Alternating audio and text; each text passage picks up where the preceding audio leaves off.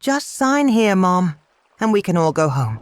Linda's voice was sweet as honey, but her grip on my wrist felt like a steel trap. I stared at the bank transfer form in front of me, the numbers swimming before my eyes. $85,000. Everything Robert had left me when he passed away 2 years ago. Everything I had to survive on for the rest of my life. My name is Margaret Thompson. I'm 67 years old, sitting in First National Bank on what started as an ordinary Tuesday morning. And I'm about to lose everything I have left in this world. Not to strangers, not to scammers, but to my own daughter. The fluorescent lights buzzed overhead, casting that harsh white glow that makes everyone look sick. The bank was busy with its usual Tuesday crowd. Young mothers with strollers, business people checking their phones, elderly couples discussing retirement accounts, normal people doing normal banking. None of them had any idea that at table 3, near the loan officer's desk, a 42-year-old woman was about to steal her mother's life savings. Linda sat to my right, perfectly dressed in that blue blouse I'd bought her for Christmas last year. Her boyfriend, Rick, slouched in the chair to my left, wearing a wrinkled t-shirt that smelled like cigarettes, and something else I didn't want to identify. His hand rested on my shoulder, but it felt more like a weight holding me down than a gesture of support. "Come on, Mrs. Thompson," Rick said, his voice all fake concern. "We went over this at home. You said you wanted to help Linda get back on her feet. This is just making it official." I wanted to scream that I had never said any such thing, that they had cornered me in my own kitchen this morning, telling me we needed to take care of some paperwork at the bank, that Linda had cried and begged, saying they were going to lose the apartment, that the kids would be homeless if I didn't help them one more time. But my voice seemed to have disappeared somewhere between my house and this uncomfortable chair. All I could do was stare at the form and remember how we got here. 2 years ago, when Robert died suddenly from a heart attack, I was lost, completely lost. Linda had been so helpful then, so caring. She'd handled the funeral arrangements, helped me with the insurance paperwork, made sure I was eating and sleeping. When she suggested adding her name to my main savings account, just in case something happens to you, Mom, it seemed reasonable, smart even. "It's just for emergencies," she'd said, holding my hand as we sat in this very same bank. "I would never use it unless you needed help managing things. It's just so I can take care of you if you get sick or confused." I'd signed the papers without hesitation. Linda was my daughter, my only child. If I couldn't trust her, who could I trust? Now, looking at this transfer form, I realized that signature 2 years ago had been the first step in a trap I was only beginning to understand. "Mom?" Linda's voice had an edge now. "The bank officer is waiting. We don't want to hold up the line." I looked around. There was no line at our table. The young bank officer, a kid who couldn't be more than 25, sat patiently with his hands folded, occasionally glancing at his computer screen. His name tag read, Kevin, and he had kind eyes behind wire-rimmed glasses. "Mrs. Thompson," Kevin said gently, "this is a substantial transfer. Are you absolutely sure this is what you want to do?" Before I could answer, Rick leaned forward. "Of course she's sure. We've been planning this for weeks. Haven't we, Mom?" That word, Mom, from his mouth made my skin crawl. He'd been dating Linda for 8 months, and he'd started calling me Mom almost immediately. Not because he felt like family, but because he knew it made it harder for me to say no to him. "I just want to make sure Mrs. Thompson understands the implications," Kevin continued, his voice professional but concerned. "Once this transfer is complete, the funds will be in Ms. Linda Thompson's sole name. You would no longer have any legal claim to this money." "That's exactly what she wants," Linda said quickly. "Mom's getting older, and managing this much money is stressful for her. This way, I can handle her finances and make sure everything is taken care of." "Stressful for me?" I'd been managing household finances for 43 years of marriage. I'd balanced checkbooks when calculators were luxury items. I'd stretched every dollar through lean times and good times alike. Money management wasn't stressful for me.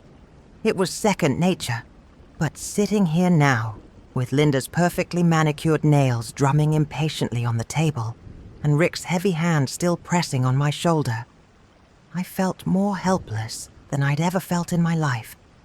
Kevin must have seen something in my face because he leaned forward slightly. "Mrs. Thompson, would you like to take a moment to review the documents privately? Sometimes it helps to read through everything one more time, without any pressure." "That's not necessary," Rick said immediately. "We've already explained everything to her at home. She understands perfectly well what's happening. But I didn't understand. Not really. What I understood was that 6 months ago, Linda had lost her job at the insurance company. What I understood was that Rick had been living in her apartment ever since, contributing nothing to rent or groceries. What I understood was that Linda had been asking for more and more money lately. Grocery money, utility money, gas money. Always with tears in her eyes and promises to pay me back. What I was beginning to understand was that all those small requests had been leading up to this moment.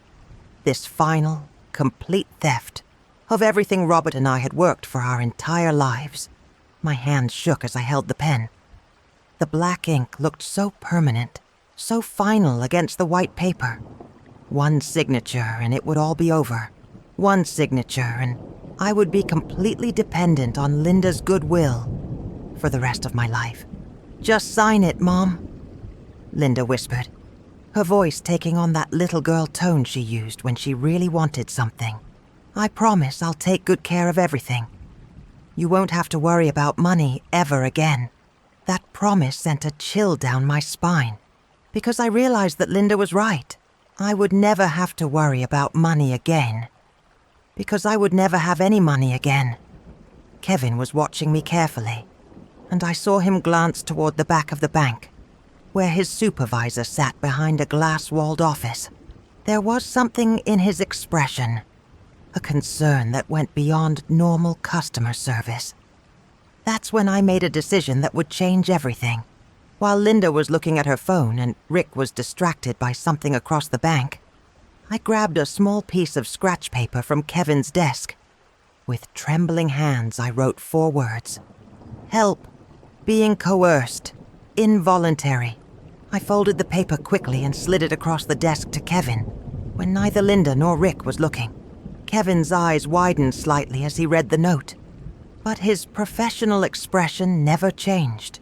He folded the paper calmly and slipped it into his shirt pocket. Then, so quietly I almost didn't hear him, he said, "I understand completely, Mrs. Thompson. Let me just verify a few things with my supervisor before we proceed." He stood up and walked toward the glass office, taking my desperate plea for help with him. For the first time in months, I felt like someone was finally listening to me. Sitting in that bank chair, watching Kevin walk away with my desperate note, I couldn't help but think about how different things had been just 2 years ago. How did I get from being a happily married woman with a secure future to this nightmare? It all started the morning Robert didn't wake up, March 15th, 2 years and 4 months ago. I remember the date exactly because it was the day my world fell apart. I woke up that Tuesday morning and rolled over to kiss my husband good morning, like I had every day for 43 years. But Robert was cold, still, gone. The doctors said it was a massive heart attack. Quick, they assured me. He wouldn't have felt any pain. But I felt enough pain for both of us. Linda was wonderful during those first few weeks. She took time off work to help me plan the funeral, filed all the insurance paperwork, and made sure I was eating at least 1 meal a day. She slept on my couch for 2 weeks, bringing me tea and holding me when I cried. "Mom, you can't stay in this big house all alone," she'd said one evening. as we sat in the living room surrounded by sympathy cards. What if something happens to you? What if you fall or get sick? I told her I'd been taking care of myself just fine for 65 years. But Linda had an answer for everything. That was before, Mom. Things are different now. You're vulnerable. Vulnerable. That word stuck with me. Was I vulnerable? Robert had always handled the insurance and investments while I managed the household accounts. Maybe Linda was right. Maybe I did need help. I have an idea, Linda had said, her voice gentle and caring. What if we go to the bank tomorrow and add my name to your main account? Just as a precaution. I would never touch the money unless it was a real emergency.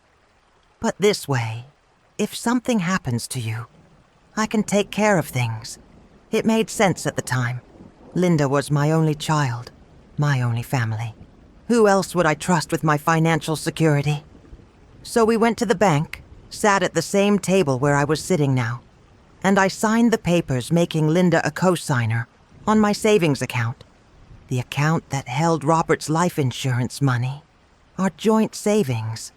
Everything we'd accumulated over 4 decades of marriage.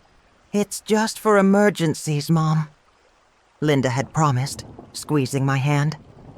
I would never use this unless you absolutely needed me to. It's just so I can protect you. For the first 6 months, Linda kept her word.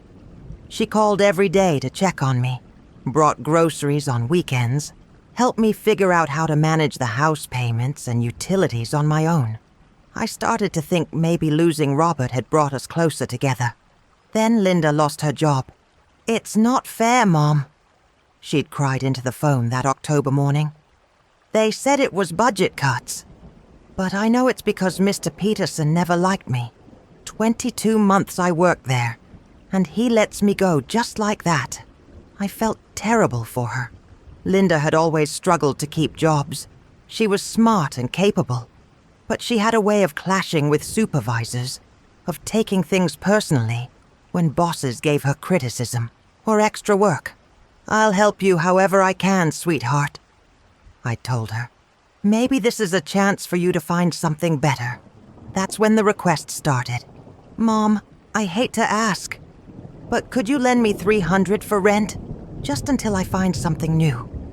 I've got some interviews lined up. 300 became 500, became 800. Always with promises to pay me back as soon as she got back on her feet. Always with tears and gratitude and hugs. Then Rick entered the picture. Linda met him at some bar downtown in January, 8 months after she'd lost her job. He was handsome, I'll give him that. Tall, broad shoulders. The kind of charming smile that probably worked on a lot of women. But there was something about his eyes that bothered me from the first time Linda brought him to Sunday dinner. Cold eyes. Calculating eyes. Eyes that looked around my house and seemed to be adding up the value of everything in it. Your mom's got a beautiful place here, he'd said that first night, helping himself to a second serving of pot roast. Must be worth quite a bit in this neighborhood. Rick's really smart about money and investments, Linda had gushed. He's been giving me advice about how to get back on my feet financially. Rick's advice, it turned out, involved Linda moving in with him to save on rent, and him moving into her apartment to help with expenses. Except Rick didn't seem to have any income to help with those expenses. He's between jobs right now, Linda explained when I asked how he was supporting himself. But he's got some great opportunities coming up. Some online business ideas that could really take off. The online business ideas, I learned later, were gambling websites. Rick had started with sports betting, then moved to poker games, then to some cryptocurrency trading scheme that Linda didn't fully understand, but that Rick swore was going to make them rich. Instead, it made them broke. Mom, I need to ask you for another favor, Linda had said 6 months ago, sitting in my kitchen with tears streaming down her face. Rick had some bad luck with his investments, and we're behind on rent. Could you help us out with maybe $2,000? Just temporarily.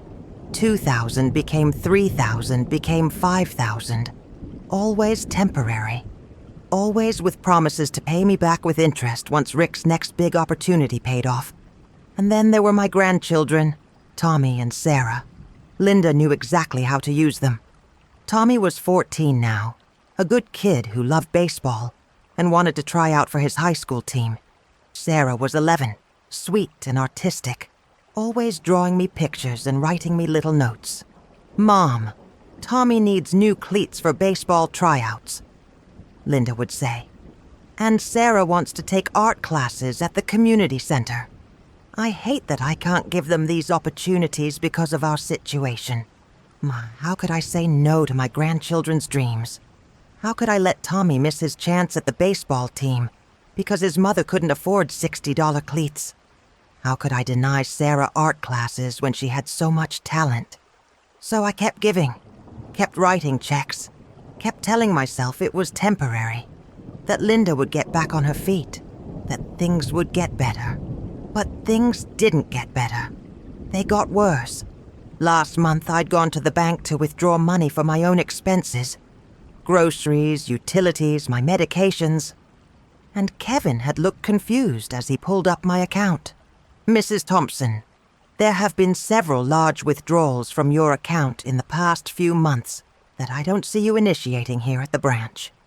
Are you using online banking or the ATM more frequently?" My blood had run cold. I barely knew how to use the ATM, and I'd certainly never set up online banking. "What kind of withdrawals?" I'd asked. Kevin had shown me the statements. $800 in February, $1,200 in March, $1,500 in April. All electronic transfers that I'd never authorized. "These transactions show your co-signer authorization," Kevin had explained gently. "Ms. Linda Thompson has been accessing the account electronically." That's when I realized the full scope of what was happening. Linda wasn't just asking me for money anymore. She was taking it.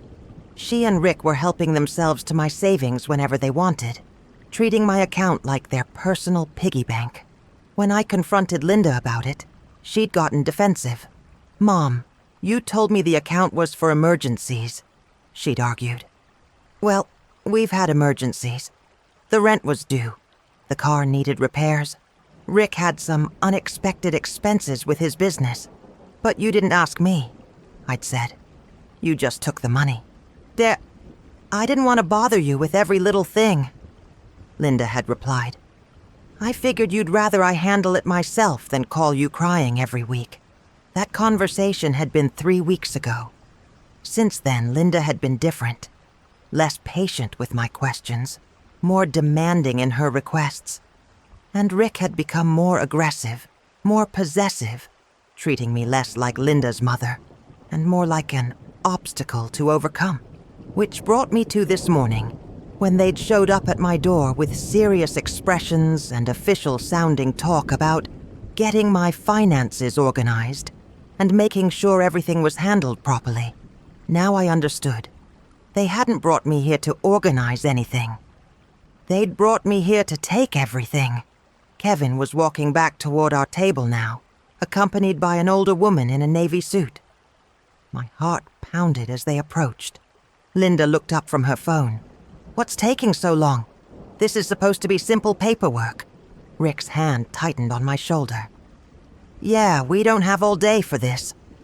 But Kevin's expression was professional and calm as he sat back down.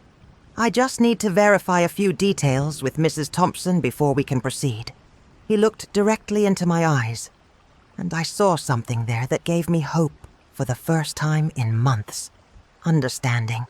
The woman in the navy suit had silver hair pulled back in a neat bun, and eyes that had clearly seen every type of situation a bank could offer. Her name tag read, Patricia Morrison, branch manager.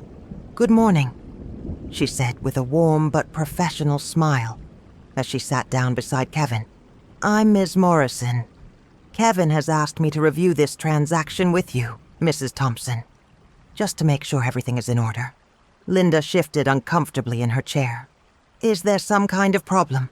We've been customers here for years. No problem at all, Ms. Morrison replied smoothly. We just like to personally verify large transfers, especially when they involve our senior customers. It's bank policy. I watched as Kevin discreetly slid my folded note across the table to Ms. Morrison. She opened it casually, as if checking some routine paperwork. But I saw her expression change slightly as she read my desperate plea for help. Mrs. Thompson, Ms. Morrison said, looking directly at me. I'd like to review your account activity with you, just to make sure you're aware of all recent transactions. Would that be helpful? Before I could answer, Rick leaned forward aggressively. Look, lady, we don't need a history lesson. Mrs. Thompson knows exactly what's been going on with her account. She asked us to help her manage her finances. I'm sure she did, Ms. Morrison replied calmly, but I caught the steel in her voice. However, bank regulations require us to verify certain things directly with the account holder. She turned back to me. Mrs. Thompson, are you aware that there have been multiple electronic withdrawals from your account over the past 6 months? My throat felt dry. Some of them, yes. Ms. Morrison pulled out a printed statement and placed it in front of me. According to our records, there have been 17 separate electronic withdrawals, totaling $8,247 since January 1st. Can you tell me if you authorized all of these transactions? I stared at the numbers on the page. 17 withdrawals. Over $8,000. I'd known about some of them, but seeing them all laid out like this, one after another, made my stomach turn. Mom authorized me to access the account for emergencies, Linda said quickly. Those were all legitimate expenses. Rent, car repairs, medical bills. Medical bills? I looked at Linda in confusion. What medical bills? Linda's face flushed. Well, Rick had to go to urgent care that one time, and that was $50, I said, my voice growing stronger. You took $8,000 for a $50 urgent care visit. There were other things too, Mom. You know how it is. Life is expensive. Ms. Morrison made a note on her pad. Mrs. Thompson, did you specifically authorize each of these withdrawals? Did your daughter call you before making them to discuss the amounts and purposes? I looked down at the statement again. February 14th, on $200. February 28th, $900. March 15th, when $500. My hand started shaking as I realized the truth I'd been avoiding for months. No, I whispered. Then louder. No, she didn't ask me about most of these. That's not true, Mom. Linda protested, but her voice was getting higher, more desperate. We talked about helping us out. You said you wanted to help. I said I wanted to help with emergencies, I replied, finding my voice. I didn't say you could take whatever you wanted whenever you wanted it. Rick slammed his hand on the table, making everyone jump. This is ridiculous. She's family. Families help each other out. What's the big deal? Miss Morrison's expression hardened. Sir, I'm going to need you to lower your voice. This is a place of business. The big deal, I said, looking directly at Rick, is that you've been stealing from me. The word hung in the air like a bomb. Linda gasped dramatically. Stealing? Mom, how can you say that? After everything we've done for you. What exactly have you done for me? I asked, and I was surprised by how calm my voice sounded. You've taken over $8,000 from my account without permission. You've brought me here today to steal the rest. What have you actually done for me? We visit you, Linda said, tears starting to form in her eyes. We include you in our lives. We let you see the kids. You let me see the kids when you want money, I corrected. When was the last time Tommy or Sarah came to visit me just because they wanted to? When was the last time you called me just to see how I was doing, without asking for money? Linda opened her mouth, but no words came out. Miss Morrison leaned forward. Mrs. Thompson, I need to ask you directly. Do you want to proceed with this transfer today? She already said yes. Rick interjected. "We've been planning this for weeks. I'm asking Mrs. Thompson." Ms. Morrison said firmly, "Ma'am, do you want to transfer your savings to your daughter's account?" I looked at the transfer form sitting in front of me. $85,000. Everything Robert and I had worked for our entire marriage. Everything I had left to live on for whatever years I had remaining. I thought about what my life would be like if I signed that paper. Completely dependent on Linda and Rick for every need. Having to ask permission to buy groceries, to pay for my medications, to get my hair done. Living at the mercy of two people who had already proven they would take from me without asking. And I thought about Robert. What would he say if he could see me now? Robert, who had worked overtime for 20 years to build up our savings. Robert, who had always told me to be strong, to stand up for myself. "No," I said quietly. "What?" Linda leaned forward, sure she'd misheard. "No," I said louder. "I don't want to transfer my money."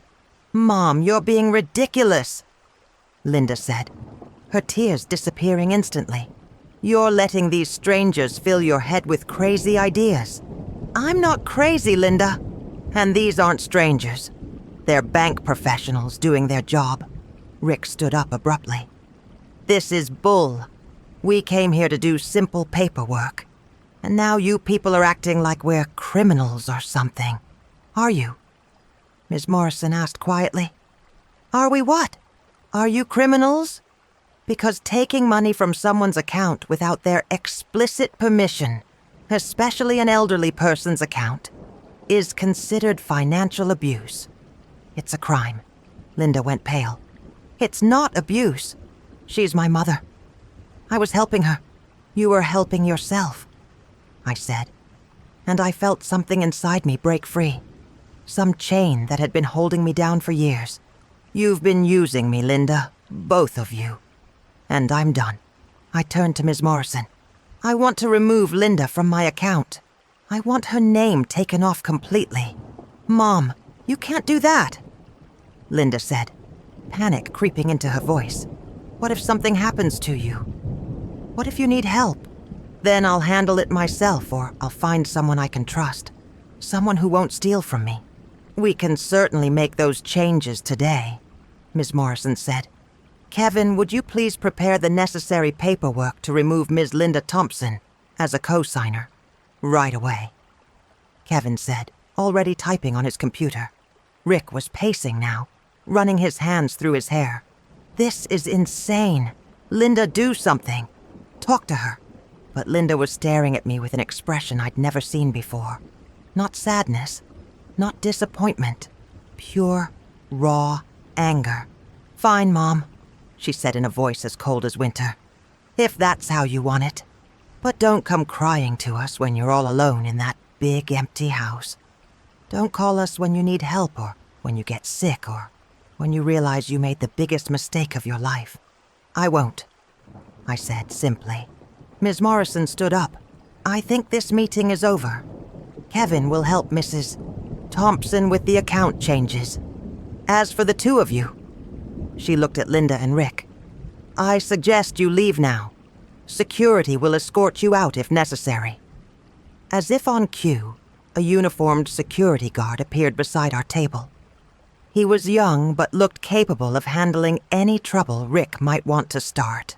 "This way, please," the guard said politely but firmly. Linda grabbed her purse and stood up, her face twisted with rage. "You'll regret this, Mom. When you're sitting alone every night with no one to talk to, no one to care about you, you'll realize what you've thrown away." "What I've thrown away," I said, meeting her eyes, "is a daughter who was willing to steal from her own mother. What I've gained is my self-respect." Rick muttered something under his breath that I couldn't hear. But from the security guard's expression, it wasn't anything polite. As they walked toward the exit, Linda turned back one more time. "Don't expect to see Tommy and Sarah anymore. I'm not bringing my children around someone who would choose strangers over her own family." Those words hit me like a physical blow. My grandchildren. The thought of losing them made my chest tighten with panic. But then I remembered something. Linda had been using them as weapons against me for months. Every request for money had come with implications about what the children would lose if I didn't help. Maybe it was time to break that cycle too. I watched through the bank windows as Linda and Rick walked to their car, arguing loudly in the parking lot. Rick gestured angrily at the building, while Linda wiped tears from her face that I somehow doubted were genuine. "Are you okay, Mrs. Thompson?" Kevin asked gently. I looked around the bank. The other customers had returned to their business, the drama of our table apparently over. The fluorescent lights still hummed overhead. The cash counting machine still rattled in the background. Everything was exactly the same as it had been an hour ago. But I felt completely different. "Yes," I said. And I meant it. For the first time in months. I think I'm going to be okay. The silence in my house that evening was deafening. I sat in Robert's old chair, the same chair where he'd watched the evening news every night for 20 years, and tried to process what had happened at the bank. My hands still shook slightly when I thought about the look on Linda's face as security escorted her out.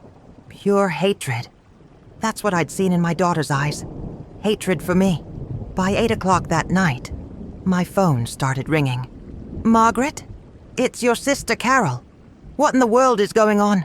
Linda just called me crying, saying you've lost your mind." I should have expected this. Linda wouldn't just accept what happened at the bank and move on. She'd fight back the only way she knew how, by turning everyone against me. "Carol, it's complicated." I started, but she cut me off. "Linda says you accused her of stealing from you. She says some bank people filled your head with crazy ideas, and now you won't let her help you with your finances anymore. Margaret, she's worried you might be getting confused. You know, like Mom did before she passed. Our mother had developed dementia in her final years. It was Linda's perfect weapon. Plant the seed that I was becoming mentally unstable. And suddenly, everything I said could be dismissed as the confused ramblings of an elderly woman. I'm not confused, Carol. Linda has been taking money from my account without asking. Over $8,000 in the past 6 months. Well, honey, maybe she was just trying to help. You know how hard it's been for her since she lost her job. And that house is expensive to maintain all by yourself. Maybe having Linda handle some of the finances isn't such a bad idea. I tried to explain what had really happened, but Carol had already made up her mind. Linda had gotten to her first, with her version of events, complete with tears and concern for my deteriorating mental state. The next morning brought more calls. My cousin Janet from across town, Robert's brother Mike, even my neighbor Mrs. Patterson, who Linda had apparently visited to check on Mom's well-being. "She seemed so worried about you, dear," Mrs. Patterson said when she stopped by with a casserole I hadn't asked for. "She said you've been acting strange lately, not returning calls, making accusations. She asked me to keep an eye on you, make sure you're eating properly." Each conversation was the same. Linda had painted herself as the concerned daughter, trying to help her aging, possibly delusional mother. And I was cast as the ungrateful, confused old woman who was pushing away the people who loved her most. The worst part was that some of it sounded reasonable, even to me. Was I being too harsh? Had I misunderstood Linda's intentions? Maybe she really had been trying to help, and I'd overreacted. But then I'd remember Rick's hand on my shoulder in the bank, pressing down like a weight. I'd remember Linda's cold voice. "Don't expect to see Tommy and Sarah anymore." And I'd know I'd made the right decision, even if it felt like the loneliest decision in the world. 3 days after the bank incident, Linda made good on her threat.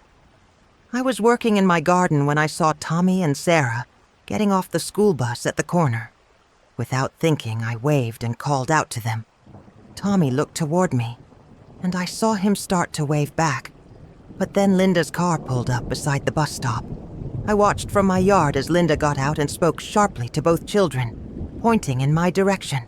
Whatever she said made Tommy's shoulders slump, and Sarah looked confused and sad. They got in the car without looking back at me. That night, I cried harder than I had since Robert's funeral. A week later, I tried calling Linda's house, hoping to talk to the kids. Tommy answered the phone. "Grandma?" His voice was uncertain, like he wasn't sure he should be talking to me. "Hi, sweetheart. I've missed you. How's school going?" "It's okay." "Mom says you're sick, Grandma. Are you sick?" My heart broke a little more. "I'm not sick, Tommy. I'm perfectly fine. I just had a disagreement with your mom about some grown-up things. Mom says you accused her of stealing. She's been crying a lot." Before I could respond, I heard Linda's voice in the background. "Tommy, who are you talking to? Get off that phone right now." The line went dead. I tried calling back several times over the next few weeks, but Linda had obviously told the children not to answer when my number showed up. When I tried calling from different phones, Linda would answer and immediately hang up when she heard my voice. 2 months after the bank incident, I got a call from Kevin. "Mrs. Thompson, I wanted to update you on our investigation into the unauthorized transactions on your account. We've compiled a complete record of all electronic withdrawals made by your daughter, and we've determined that several of them constitute unauthorized use of your account." "What does that mean exactly?" I asked. "It means we have grounds to file a report with the authorities, if you choose to pursue it. Financial abuse of elderly persons is taken very seriously by law enforcement." The thought of pressing charges against Linda made me feel sick. She was still my daughter, despite everything.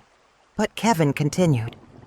"Even if you don't want to pursue criminal charges, we've documented everything in case you need it for other purposes. Sometimes Adult Protective Services gets involved in situations like this." Adult Protective Services? The phrase made me feel ancient and helpless. Was that what I'd become? A vulnerable elderly person who needed government agencies to protect her from her own family. By month 3, the isolation was becoming unbearable. My sister Carol had stopped calling altogether, apparently convinced by Linda that I was in some kind of mental decline. Robert's family had distanced themselves, not wanting to get involved in what they saw as a family dispute. Even my church friends seemed awkward around me, offering polite smiles but avoiding real conversation. Linda had done her job well. She'd successfully painted me as the unreasonable one, the difficult mother who had turned her back on her loving family over money. In a small town like ours, that kind of reputation stuck. I found myself talking to Robert's picture on the mantel more and more often. Did I do the right thing? I'd ask his smiling face. Everyone thinks I'm crazy. Maybe I am crazy. Maybe I should have just signed those papers and let Linda take care of everything. But deep down, I knew Robert would have been proud of me for standing up for myself. He'd always hated how Linda manipulated me, though he'd been too polite to say much about it while he was alive. "That girl needs to learn to stand on her own 2 feet." He'd mutter sometimes after Linda had called asking for money. In month 4, I made a decision that probably saved my sanity. I started volunteering at the library, helping elderly patrons with computer basics and reading to children during story time.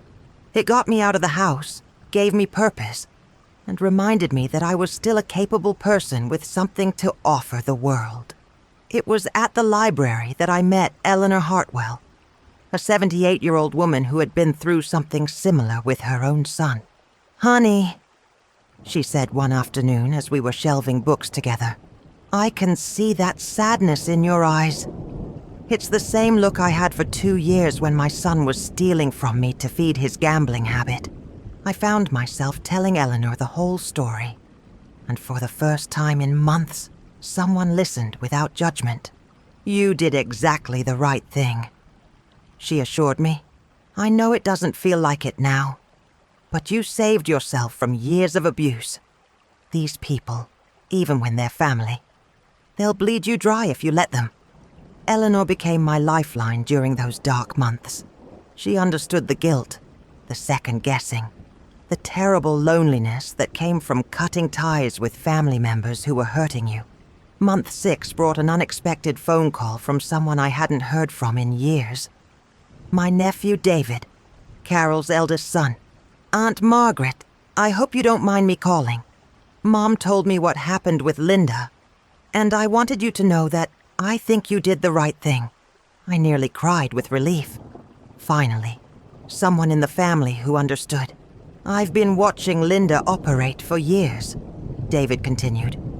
The way she always has some crisis, always needs money, always makes everyone else responsible for fixing her problems. What she did to you was wrong, and anyone with eyes can see it. David told me that not everyone in the family believed Linda's version of events. Some of the younger cousins, especially those who had watched Linda's pattern of behavior over the years, suspected there was more to the story. Don't let her isolate you, Aunt Margaret. She's counting on you feeling so guilty and lonely that you'll eventually cave in and give her what she wants. His words gave me strength to keep going, to not give in to the pressure and loneliness. By month 8, I had established a new routine. Library volunteering 3 days a week, grocery shopping on Thursdays, church on Sundays where I sat in the back and ignored the whispers. I'd lost 20 pounds from the stress, but I was sleeping better than I had in years. No more lying awake wondering what financial emergency Linda would call about next. I missed Tommy and Sarah terribly, but I'd started keeping a journal for them, writing letters I hoped to give them someday, when they were old enough to understand what had really happened. The hardest part was driving past Linda's apartment complex and seeing their bikes in the yard, knowing they were so close but completely out of reach. Sometimes I'd park across the street just to catch a glimpse of them playing outside, but I was careful not to approach them. The last thing I wanted was for Linda to accuse me of harassment. One evening in late November, 8 months after the bank incident, I was making dinner when my doorbell rang. Through the peephole, I saw a police officer standing on my porch. My heart nearly stopped. Had something happened to Tommy or Sarah? Had Linda finally convinced someone that I was a danger to myself or others? But when I opened the door, the officer's expression was professional but kind. Mrs. Thompson, I'm Officer Martinez. I need to speak with you about some financial transactions involving your daughter, Linda Thompson. It seemed the bank's investigation had finally moved beyond their internal review. Ma'am, we've received a complaint about potential financial abuse, and we'd like to get your statement about what happened. As I invited Officer Martinez in and began telling my story, once again I realized this might be the beginning of the end of my isolation. The truth was finally coming to light, and Linda's carefully constructed narrative about her confused, paranoid mother was about to crumble. For the first time in 8 months, I felt a spark of hope. 10 months had passed since that terrible day at the bank, and my life had changed in ways I never could have imagined. I was sitting in my kitchen on a crisp October morning, reading the newspaper with my coffee when my phone rang. The number was unfamiliar, but something made me answer. Grandma, it's Tommy. I nearly dropped the phone. I hadn't heard my grandson's voice in almost a year, not since that brief conversation when Linda had hung up on us. Tommy? Sweetheart, where are you? How did you get this number? I'm at the Hendersons' house. They're my foster family right now. His voice sounded older, more tired than a 15-year-old should sound. I got your number from Aunt Carol. I told her I needed to call you, and she finally gave it to me. Foster family? My heart started racing. Tommy, what happened? Where's your mother? Where's Sarah? It's a long story, Grandma. Are you busy? Can I tell you everything? I sat down hard in my chair. I have all the time in the world, sweetheart. And then Tommy told me a story that broke my heart and explained so much about the past year. 3 months after our confrontation at the bank, Rick's gambling and drug problems had gotten much worse. He'd lost what little money he'd been making from odd jobs, and he'd started using harder drugs than just marijuana. Mom tried to hide it from us, Tommy explained, his young voice heavy with experiences no child should have. But we could hear them fighting all the time. Rick would get really angry when he was high, and he started pushing Mom around. Sometimes he'd throw things. I closed my eyes, imagining my daughter and grandchildren living in fear, while I sat alone in my house, wondering if I'd made the right decision. One night, Rick got really mad because there wasn't any money left in Mom's account. He started screaming that it was all your fault, that you'd ruined everything by being selfish with your money. Then he hit Mom so hard she fell down. "Oh, Tommy," I whispered. Sarah was crying, and I called 911. When the police came, they found drugs in Rick's backpack. A lot of drugs. Not just for using. Enough that they said he was probably selling them too. Rick had been arrested that night and was currently serving 18 months for drug possession and domestic violence. Linda, overwhelmed and unable to cope, had suffered what her court-appointed social worker called a complete emotional breakdown. She couldn't take care of us anymore, Grandma. She'd just sit on the couch all day, crying, not eating, not going to work. Sarah and I had to make our own food and get ourselves to school. Sometimes Mom wouldn't even talk to us. Child Protective Services had stepped in 6 months ago, placing both children in temporary foster care while Linda got the help she needed. "But Grandma," Tommy continued, "there's something else you need to know. About what Mom told everyone about you." My heart clenched. "What did she tell you, sweetheart?" "She said you'd accused her of stealing, but that it wasn't true. She said you were getting confused and paranoid like Great-Grandma did before she died. She said the bank people had filled your head with lies because they wanted to control your money." I took a deep breath. "And what do you think about that, Tommy?" There was a long pause. "I think Mom lied to us, Grandma. When Rick got arrested, the police found paperwork in his stuff, bank statements and things that showed he'd been taking money from your account for months. The social worker showed them to Mom, and that's when she had her breakdown. She knew she'd been caught. Tommy told me that Linda had been in a court-ordered treatment program for the past 4 months, learning to deal with what the counselors called codependent behavior and financial abuse patterns. As part of her treatment, she'd had to write letters to everyone she'd hurt, including me. She wrote you a letter, Grandma, a real one. Not like the fake apology notes she used to write when she wanted something. She admitted that she and Rick had been stealing from you. She said she was sorry for lying to everyone about you being confused." "Have you read the letter?" I asked. "Yeah."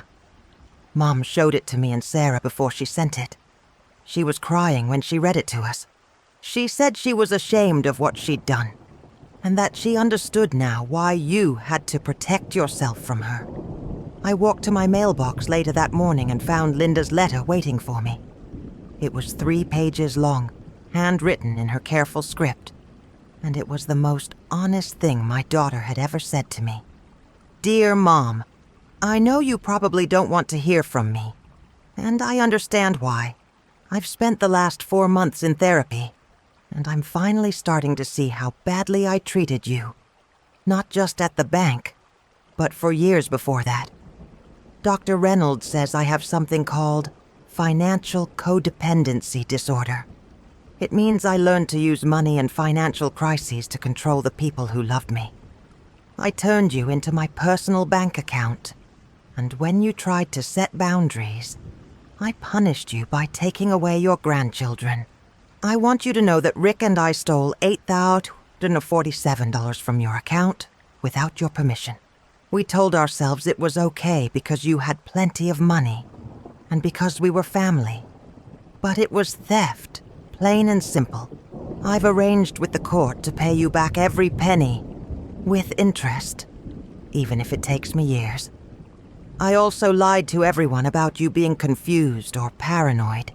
I convinced Carol and the others that You were having mental problems because I was embarrassed that you'd figured out what we were doing.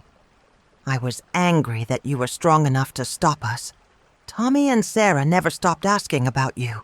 I told them you didn't want to see them anymore, which was a lie. The truth is, I was afraid that if they saw you, they'd realize I was the one with the problems, not you. I don't expect you to forgive me. I probably don't deserve it. But I wanted you to know that I'm getting help, and I'm trying to become the kind of person you raised me to be. The kind of daughter Dad would have been proud of. I love you, Mom. I always have. Even when I was hurting you, I just didn't know how to show love without taking something in return. Your daughter, Linda. I read the letter 3 times, crying harder with each reading. This was the daughter I remembered from childhood.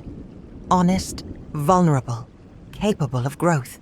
This was the girl who used to bring me dandelions from the yard and tell me they were the most beautiful flowers in the world. 2 weeks after receiving Linda's letter, Tommy called me again. Grandma, I have some good news. The social worker says Mom is doing really well in her program. She's got a job at a grocery store, and she's been clean and sober for 4 months. They're going to let Sarah and me move back in with her next month. How do you feel about that, sweetheart? Scared, he admitted, but also hopeful. She's different now, Grandma.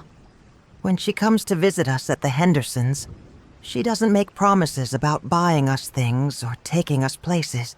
She just talks to us. Really talks. Like we're people instead of props in some drama she's starring in.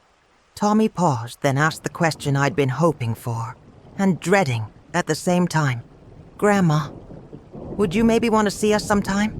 Mom says it's up to you, and she'd understand if you said no. But Sarah and I really miss you. I looked around my quiet house, at the photos of Tommy and Sarah that I'd never been able to bring myself to put away, at the letters I'd been writing to them in my journal for almost a year. I would love that more than anything in the world, I told him. But we need to take it slow. There are some things that need to be worked out first. I understand, Grandma.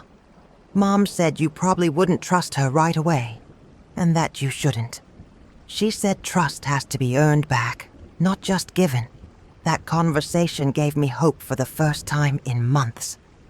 Not just hope that I might see my grandchildren again, but hope that Linda was truly changing, truly understanding the damage she'd done. The next day, I called the victim's advocate, who had been assigned to my case through the district attorney's office. Mrs. Thompson, she said when I explained the situation. It's not uncommon for abusers to seem repentant when they face consequences. The question is whether this change is genuine or just another manipulation. She was right to be cautious. I'd fallen for Linda's promises before. But something felt different about this situation. Linda wasn't asking me for anything. She wasn't demanding immediate forgiveness or insisting that we pretend nothing had happened. What would you recommend? I asked. Supervised visits at first. Maybe at a neutral location with a mediator present. If Linda is serious about making amends, she'll agree to whatever conditions make you feel safe. That afternoon, I did something I hadn't done in 10 months. I picked up the phone and called Linda. Mom. Her voice was small, uncertain. Is that really you? Yes, sweetheart. It's me. We need to talk. 2.5 years had passed since that day at the bank that changed everything. And I was standing in my kitchen making Sunday dinner for 5 people. 5 people. It still amazed me sometimes how full my house could feel again after so many months of silence. Grandma, do you need help with anything? Sarah asked, poking her head into the kitchen. She was 13 now, taller than I remembered, with Linda's green eyes but something softer in them. Something that hadn't been there before all this happened.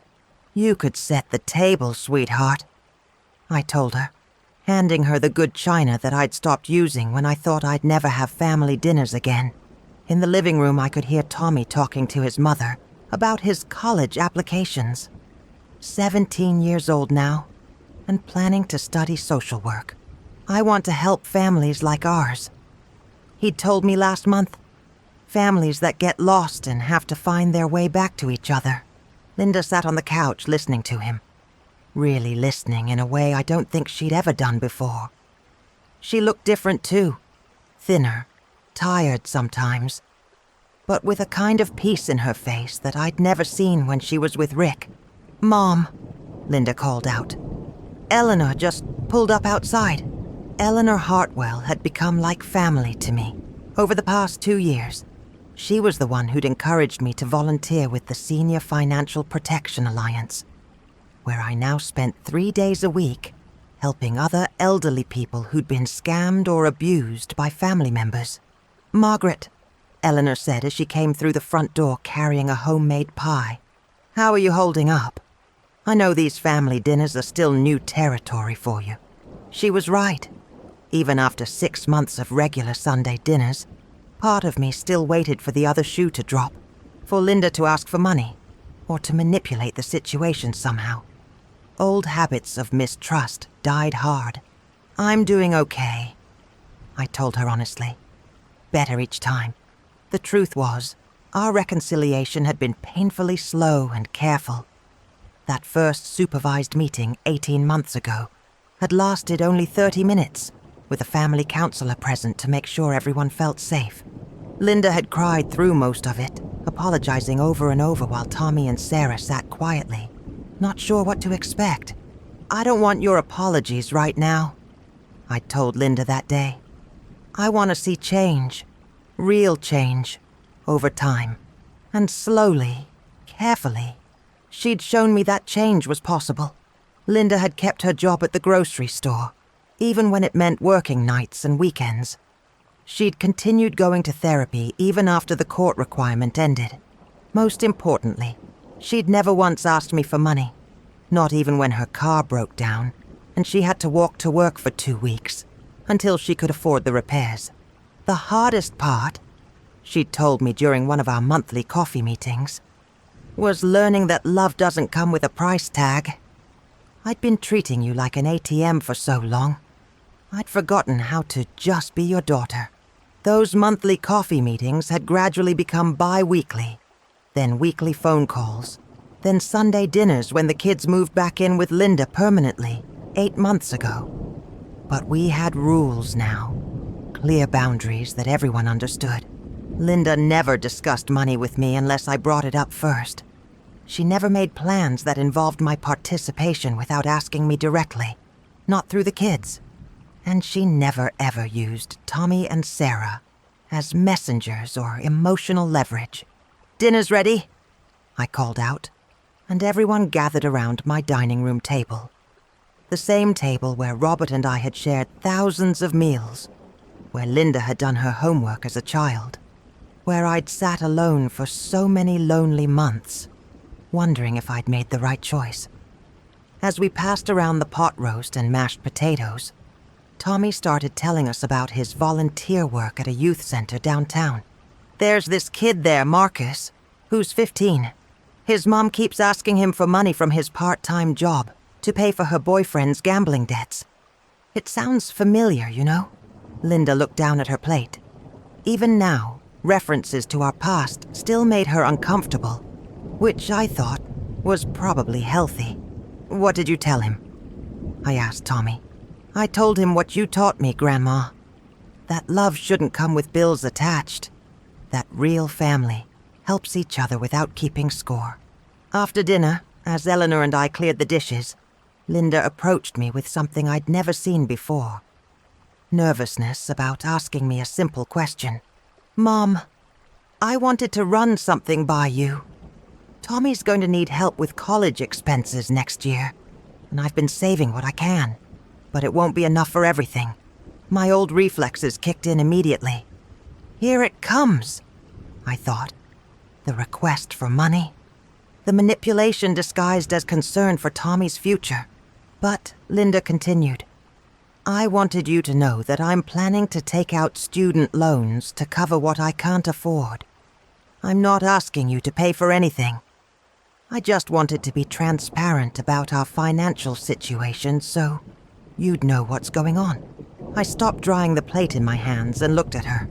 "You're telling me about your money problems without asking me to solve them?" Linda nodded. "Dr. Reynolds says that's what healthy families do. They keep each other informed without making each other responsible for fixing everything." Dr. Reynolds was the therapist Linda had been seeing for over 2 years now, paying for the sessions herself even though it meant sacrificing other things. "What if I wanted to help with Tommy's college?" I asked carefully. "Then that would be your choice to make," Linda replied. "But it can't be something I ask for or expect. It has to be something you offer freely, without pressure." I thought about Robert then, and what he would have said about this moment. He would have been proud of both of us, I think. Proud of Linda for learning to stand on her own feet, and proud of me for learning that generosity and boundaries could coexist. "Let me think about it," I told her, which was something I'd never been able to say before. In the old days, Linda's requests had always come with urgency and emotional pressure that made thinking impossible. Later that evening, after everyone had gone home, I sat in Robert's chair with a cup of tea and reflected on how different my life had become. I now served on the board of the Senior Financial Protection Alliance, speaking at community events about elder abuse and helping other families navigate situations like ours. Last month, I testified at a state legislative hearing about strengthening laws to protect seniors from financial exploitation. I had friends now. Real friends who valued my company, not my bank account. Eleanor and I took painting classes together. I joined a book club at the library. I even had a gentleman friend, Walter, who I'd met at the senior center, and who took me to dinner once a week, without ever suggesting I pay for it. My relationship with the rest of my family had gradually healed too, as Linda's recovery made it clear to everyone what had really happened. Carol apologized for doubting me, and several other relatives had reached out to rebuild connections they'd broken during the worst of the family drama. But the most important thing I'd learned was something I never expected, that loving someone didn't mean sacrificing yourself for them. That saying no to destructive behavior was actually more loving than enabling it. Tommy had been right earlier.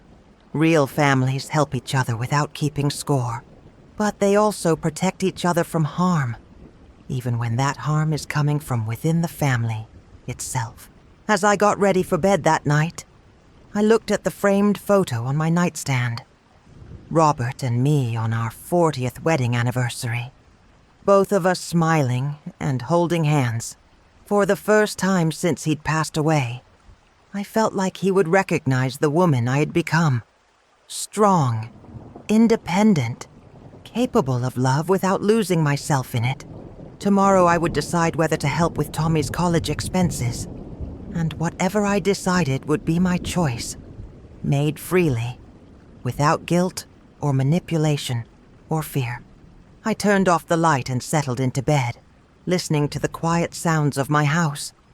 The same house where I'd once sat in terrified silence, where I'd cried alone for months, where I'd wondered if standing up for myself had cost me everything that mattered.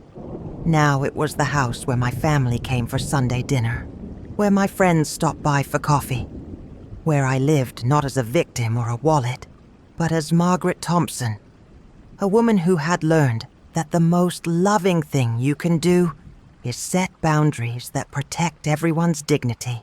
It had taken me 69 years to learn that lesson, but I'd learned it well, and I was finally, truly free.